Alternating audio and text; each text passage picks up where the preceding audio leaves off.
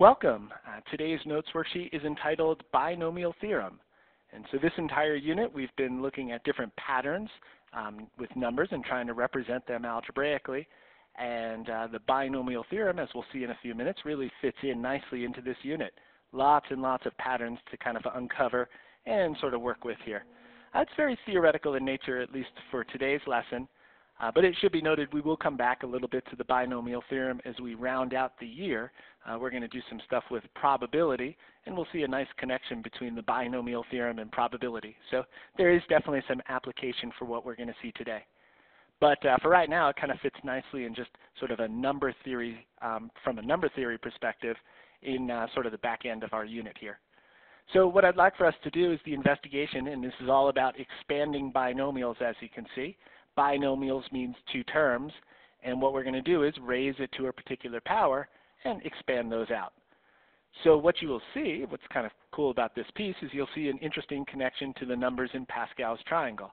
So if you remember that nice array, and I'm going to go ahead and get some of those rows taken care of up here.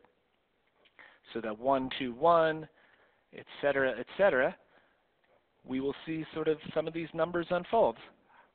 I think I'm going to stop right there just for the time being. Obviously, we've talked about this before as we've seen Pascal's triangle. And we looked at it actually with some just some basic numerical patterns within Pascal's triangle by itself. Now we're going to see a connection to the binomial theorem here.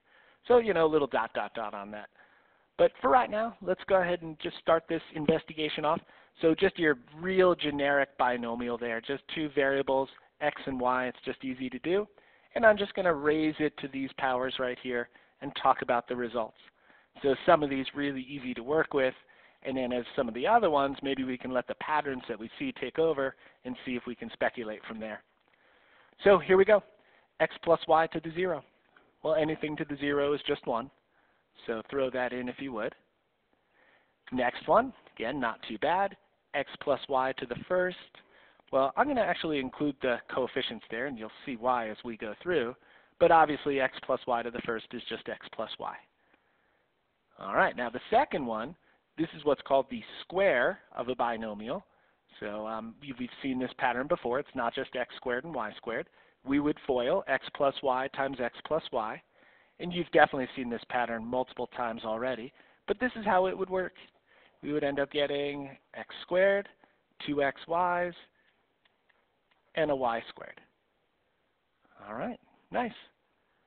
Now, the next one, as a matter of fact, you have seen before. This is what is called the cube of a binomial. And a long, long time ago when we worked with polynomials, this was one of the patterns that we saw. And rather than doing x plus y times x plus y times x plus y, I just kind of gave you that pattern. And I probably at the time said something along the lines of, we will see this again in a larger context. And that definitely is within the binomial theorem. So this is what I gave you. When we do x plus y to the third, we get x cubed. We get 3x squared y. And then we get 3xy squared. And then we get a y cubed on the back. All right. So now everybody take a look. Take a look at the numbers. Take a look at the exponents with those variables. And I guess what I would ask you is, can you follow the pattern for the next one? So it would be great if you could pause the video for a moment. I'll leave that to your discretion, of course. But could you do x plus y to the fourth without having to do x plus y times x plus y times x plus y times x plus y? So what would that expand to if we were to do that? Well, let's see. So it does start out with an x to the fourth. Then the next term, as a matter of fact, would be 4x cubed and y. The next term after that would be 6x squared and y squared. The next term would be a 4x and y cubed. And the last term, everybody, would be the y to the fourth. And that is exactly what would happen if we were to expand that out. And you happen to see over here, of course, look at those numbers match up. Coefficients all the way through should match up perfectly there. And you kind of see, we talked about this before. This is one among a couple reasons. why this starts at row 0, row 1, row 2, row 3, row 4, as it matches up nicely to the 0, to the first, to the second, to the third. There's kind of another reason for that, as we'll see potentially. But you could sort of see why that would be the case. All right, so I kind of narrowed it down to about 5 good observational patterns from the binomial theorem there, just kind of working through that piece. And I'm hoping you would agree on each part. So I'll write in what I have and just make sure certainly it matches up with some of our conclusions thus far. So here's what I would say, just kind of where we begin and where we end. The beginning term is definitely that x to the n. And that last term in each and every case here is the y to the n. So as we kind of do this, x to the n starts it, y to the n finishes it. Absolutely. Now we'd love to have you kind of fill in some blanks here as you're going through the process. So number 2, when we expand this out, here's what I would ask you. How many terms does each expansion have? So if you sort of count it up here, when I raised it to the 4th, how many individual terms made up our expansion? And in this case, you can see, at least I'm hoping there, that this one had 5 terms, this had 4, this had 3, etc. And it seems to be one more than the power right there. So, good way to keep track. Make sure when you expand these out, which you will, that you have everything. You have all the terms. So x plus y to the n has n plus 1 terms. If you look at the exponents, let's kind of track the pattern there. So I would argue that the exponents of the first term, in this case our x, decrease by 1, and the exponents of y increase by 1. And you can really catch it on the end here. Look at this piece. The exponents on x goes from 4th to the 3rd to the 2nd to the 1st to the 0. Whereas the ones for the y go y to the 0, y to the 1st, y to the 2nd, y to the 3rd, and y to the 4th. So it's just a way to kind of track that next term and next term and next term, just following the pattern of the exponents. All right, now we'll talk about the individual degrees here. Another good way to make sure everything is aligned perfectly. The degree of each term. So each one independently is what? So let's just pick one at random. So when I ask you for the degree of this term right here, because it is 2 variables, what we do is add the exponents together. So theoretically here, the degree of this term right here is 4. 2 plus 2 is 4. If I look over here, the degree of this term, 1 plus 3 is 4. Degree of this term, 0 plus 4 is 4. And in each case, you see sort of the sum of the exponents for each individual term is definitely 4. And so it's n. Okay, good. And I just sort of looked at the coefficients there. You've got a lot of symmetry dealing with this. So I have coefficients are symmetrical. And we had the 1, 4, 6, 4, 1 right up here. So are symmetrical. And I'm just going to write from Pascal's triangle. Although we're going to go ahead and see a way to calculate some of those coefficients without having to write Pascal's triangle every time we want to expand a binomial. So we'll kind of see that piece. All right, so we've laid a nice foundation here, hoping you kind of see this. And we'll go ahead and try a couple examples on that. There's one more piece that's sort of missing, so we'll go ahead and take care of that and move forward.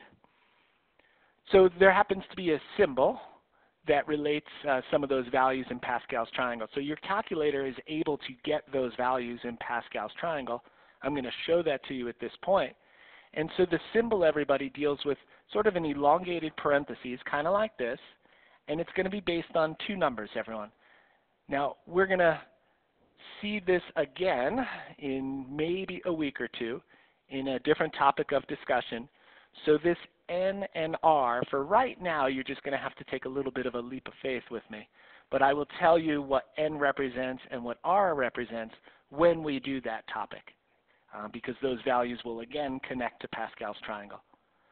So on the calculator, and this is how you're just going to write it over here, you're going to see this as NCR. So there's going to be a top number, which will be our N value, and our bottom number, which will be our R value, and it's going to relate to this C. And again, that actually happens to be the topic of discussion that we will see relatively soon. Okay, now we'll go ahead and do this on the calculator, and then I'll try to relate it to Pascal's triangle as best as possible here. But let's go ahead and do this. This would be 5 over 2 at this point, or just for our purposes here, it's going to be 5C2. Okay, so 5 over 2, and that would be 5C2. And what I want to know is, what is that equal to, by the way? So we are going to have to grab our calculator and pull this off.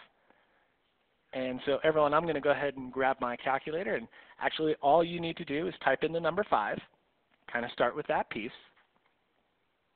Now this one happens to be located where the factorials are located, if you remember. So go under the math and go to PRB. And I mentioned actually that these 3 things right here will be part of our curriculum. We've already seen factorials. And by the way, these 2 things use the concept of factorials. But for right now, there it is. So it's the NCR.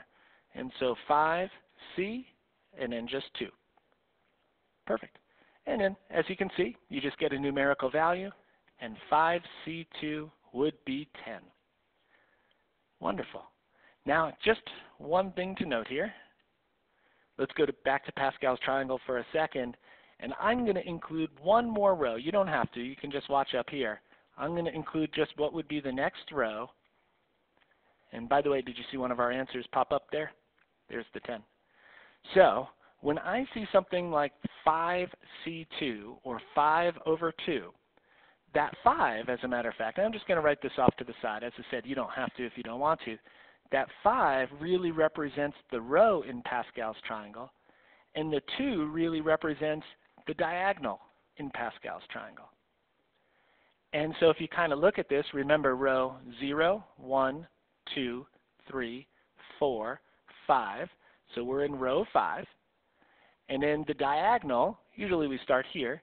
This is diagonal 0. This is diagonal 1. And this is diagonal 2. And lo and behold, there is row 5, diagonal 2.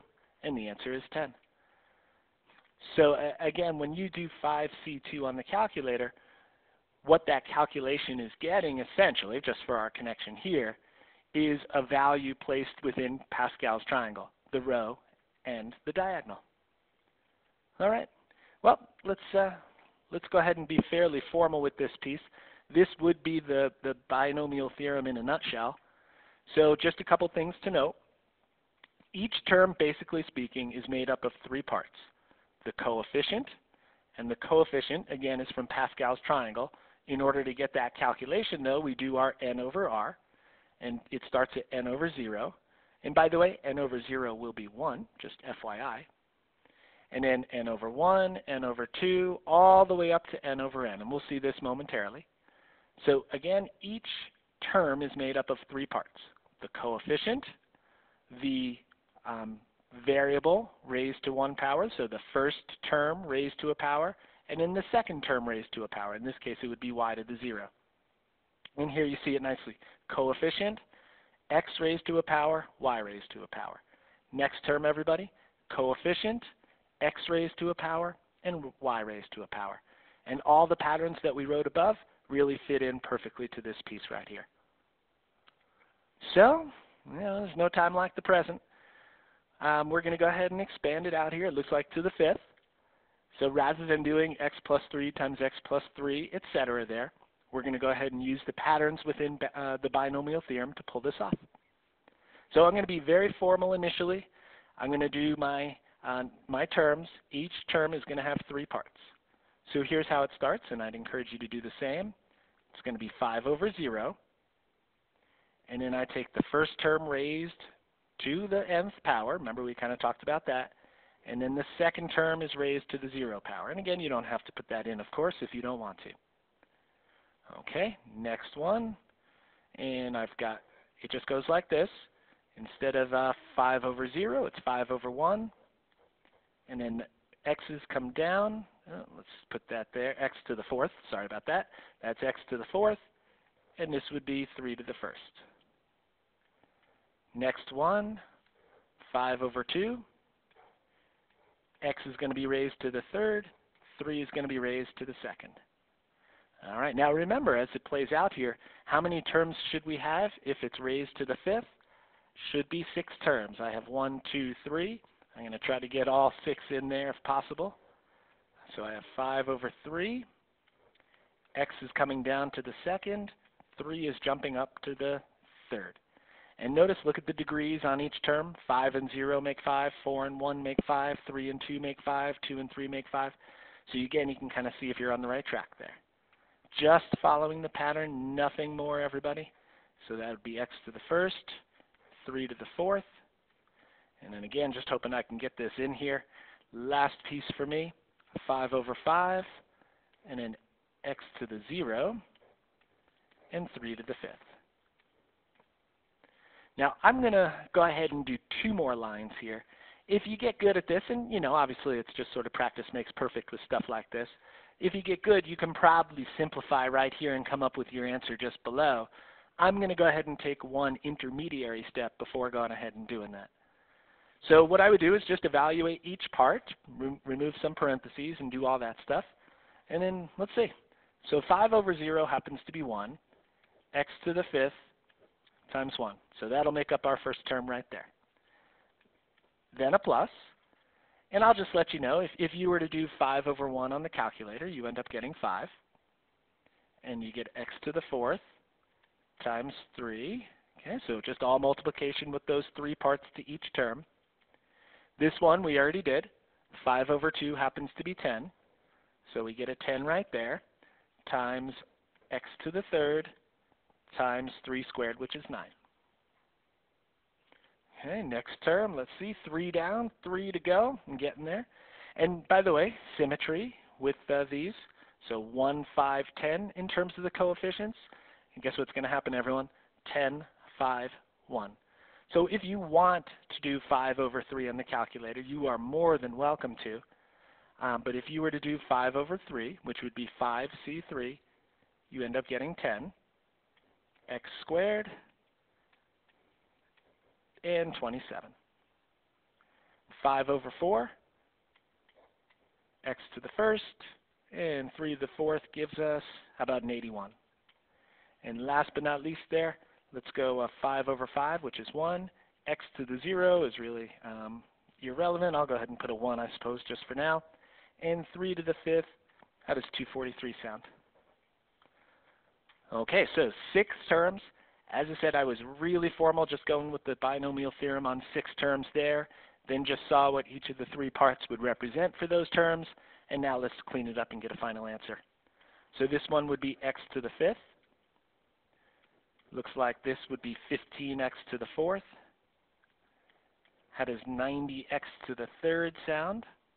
I'm going to keep it going. Next one would be 270x squared. 405x, and 243. And I think that is your winner right there. You can box that up if you'd like. I don't want it to get too convoluted with some of the things that I have up there. But that's it. If I did x plus 3 times itself 5 times over, as odd as that sounds, this is what you'd get, those 6 terms right there, all the way right on down. Okay. Patterns, and that's it. Just following along with those patterns. All right, let's try one more.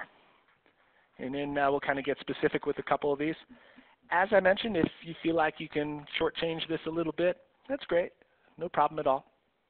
I'll see if I can fit this in. So what I do here is, this one's a little harder for a couple reasons. Number one is the first term is not just x, it's 2x. So what I do, just mentally at least, is circle the 2x.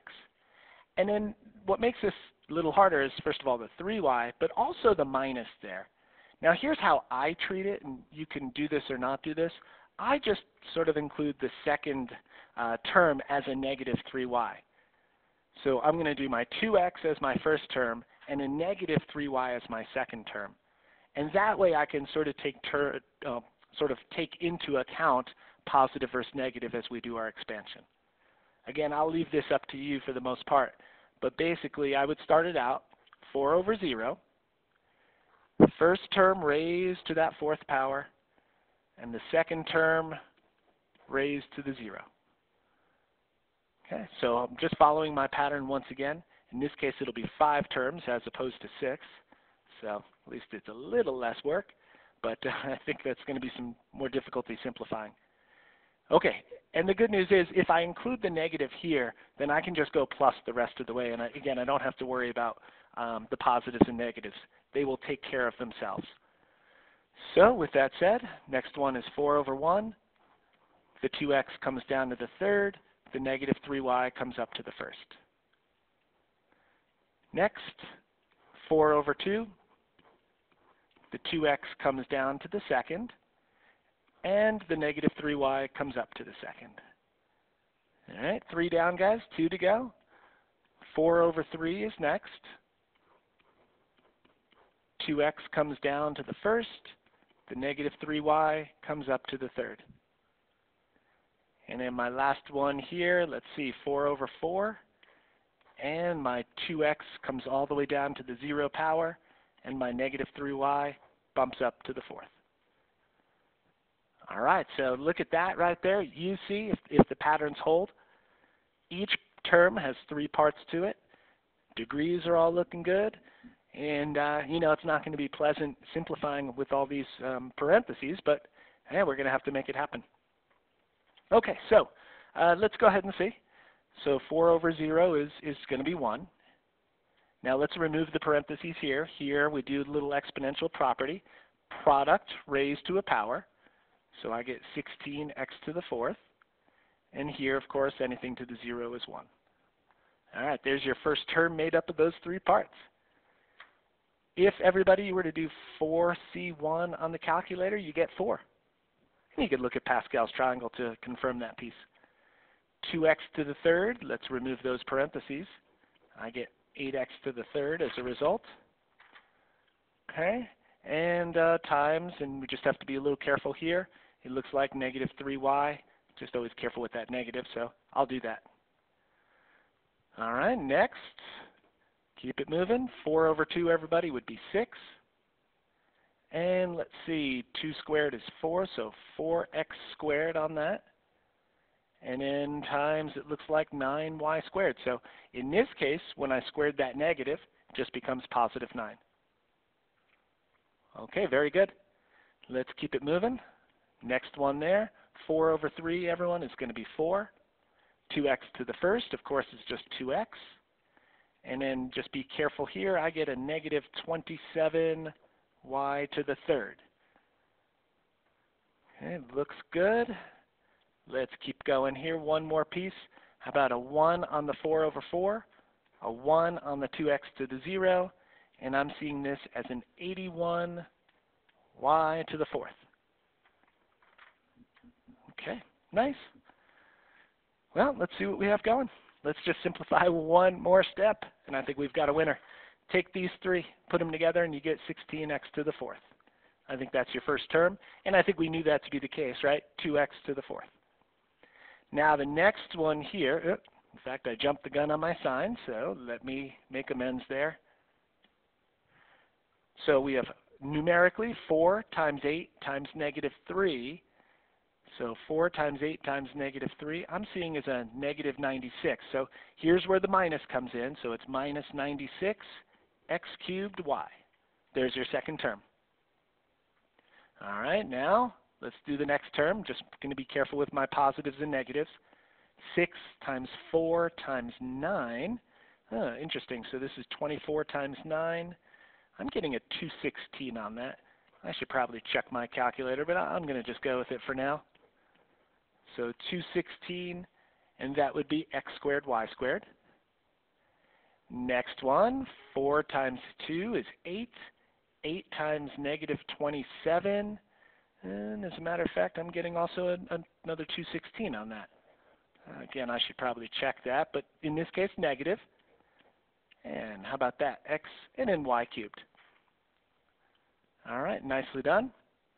And let's see one more. It looks like, how about this? 1 times 1 times that is 81y to the 4th. Wow, is it pleasant? No, the argument could be made that it's not. But hey, does it work?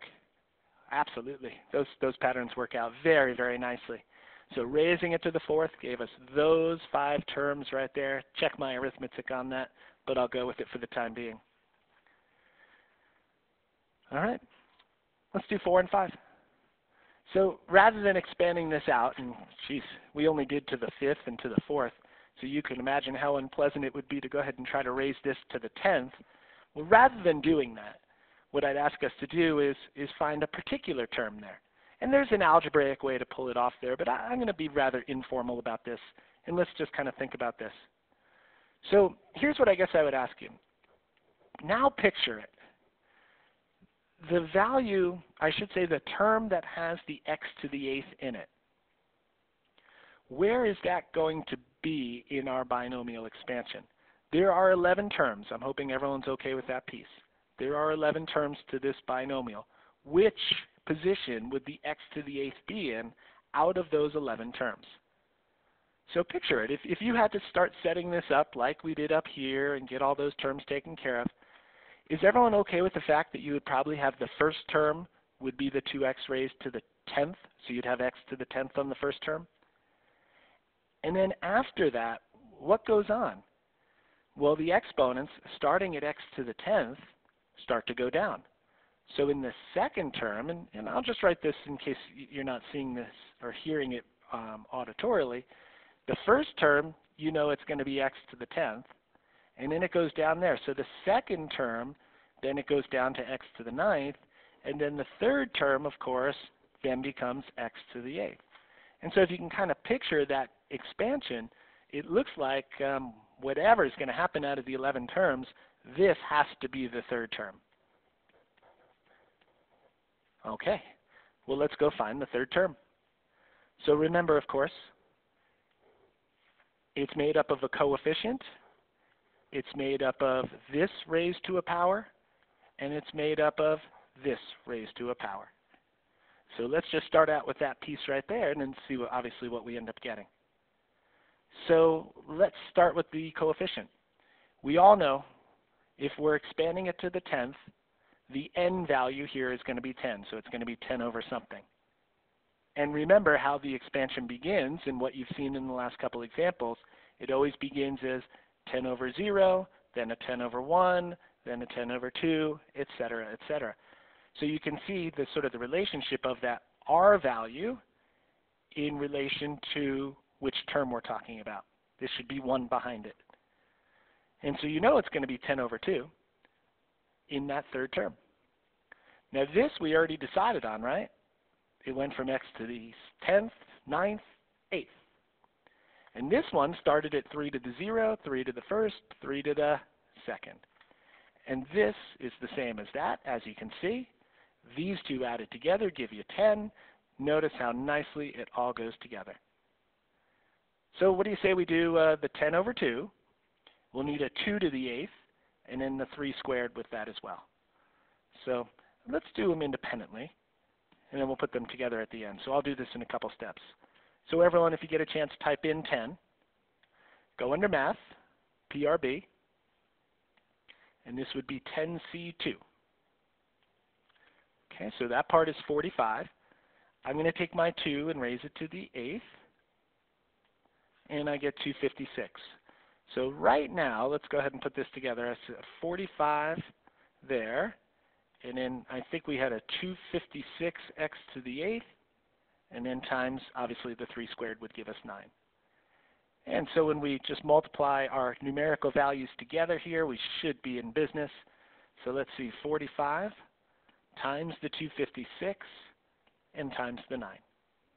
So those 3 parts, put them together, and I get 103,680. Wow. And so you could see how amazingly difficult and complicated some of these values get. All right, that looks good. You can box that piece up if you'd like. Let's do one more and then kind of wrap it up. So it says find the sixth term in the expansion. So right now in this case, maybe even a little easier, we've got our sixth term. And so remember how this works, everybody. Each term is made up of the three parts, coefficient, and then the first raised to a power, and the second raised to a power. It would be great if you could pause the video for just a moment and see if you can fill in the relevant pieces there. See if you're on board with it.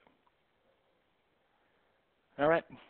Well, let's go ahead and find out. If you were to do this, obviously we're raising it to the ninth, so n is 9.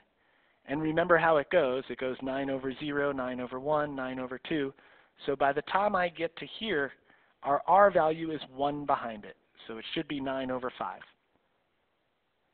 And which means, of course, a couple different things. Number one is this is going to be the same because it follows the same thing. Our 2 started out to the 0, then to the first, then to the second, etc., etc. What happened to the x as it counted down from 9 to 8 to 7 to 6 in terms of its degree?